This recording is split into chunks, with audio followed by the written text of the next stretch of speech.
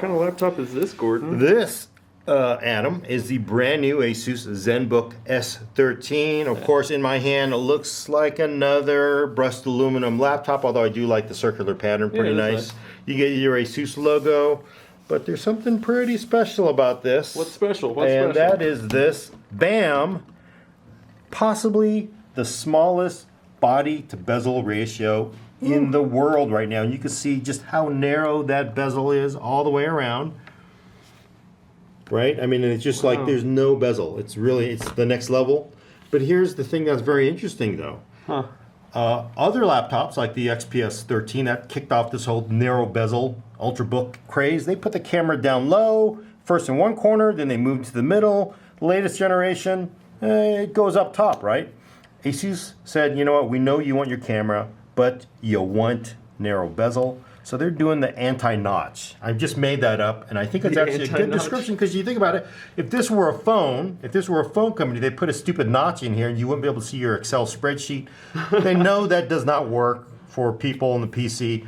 So they actually, the bezel, look. So actually, the actual bezel just comes up a little bit. Here's a little more contrast. My finger's right there, hand. You can see the camera there, miniature, tiny, not Windows Hello though, but standard camera, 2 mics. But you still get it on top, but you don't get, some makers just make the top bezel bigger. This one still get your narrow bezel, you get a little bit of that notch. So the anti-bezel how does it look when it folds closed then? So, actually it's interesting. So it does overhang the body a little bit, which of course someone will complain about. But look, the nice thing about that is now you got something to grab. Let's see if they got this right. So a lot of people, of course, also look to say, oh, I gotta have my laptop open up with one finger. And look, they've done it. Yeah, look at that. Oh, nice. We're gonna do that again. Do it again. Check it out. Look, you can do it. It's very easy. One hand opening. People like that. Nice. Inside, Whiskey Lake U, i7-8565.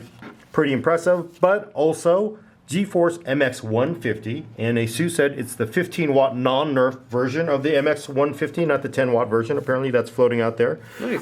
It also has the screen tilts up when you open it up. And the main reason is, it tilts the whole body up. Check this out, Adam.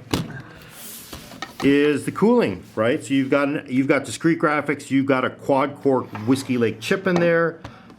SSD, all that other stuff, you need cooling. So, typically on a normal laptop, the bottom is right on there, so they prop it up by putting chunks of rubber on.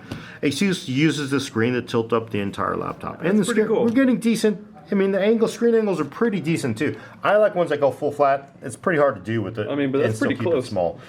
Other features, of course, brushed aluminum everywhere.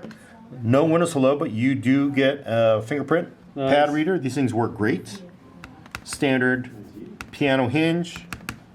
Let's look at the ports though. USB-C, USB-C for charging, some micro SD, and look at that. Type A. Type A, and look how narrow that is. There is nothing left to shave off of that. Now we know some people say, oh, we took off the Type A to make less room, but look, this is one thin ass laptop and they have a Type A port in there. If you're like me, I don't want to give up Type A yet. It's real pain not to have it. You lose your dongle, you're screwed.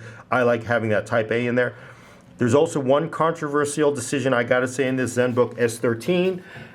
Both of these USB-C ports are just USB-C. They do charging, of course, so you get the goodness of using your phone charger for it, but no Thunderbolt 3.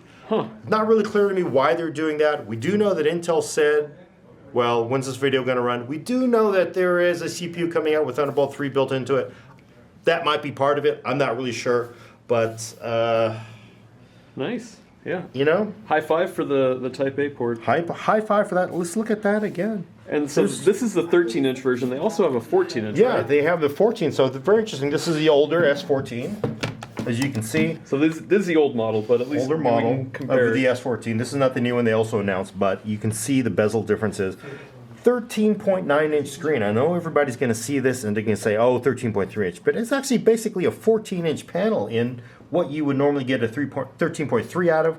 Pretty damn impressive. And again, you get your anti-notch here with your camera on top. You get your one-hand opening.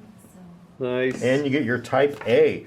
Pricing, Not known. They have told us it will be more than $1. It'll probably be more than $1,000, and also availability probably Q2. So I'm going to guess, Asus has very competitive Ultrabook prices. 1,000 plus whatever you configure, whatever SSD, but Q2 when it comes out, and we'll see how it performs. Hopefully get one in for a review. Cool. Awesome. Thanks, Gordon. Okay.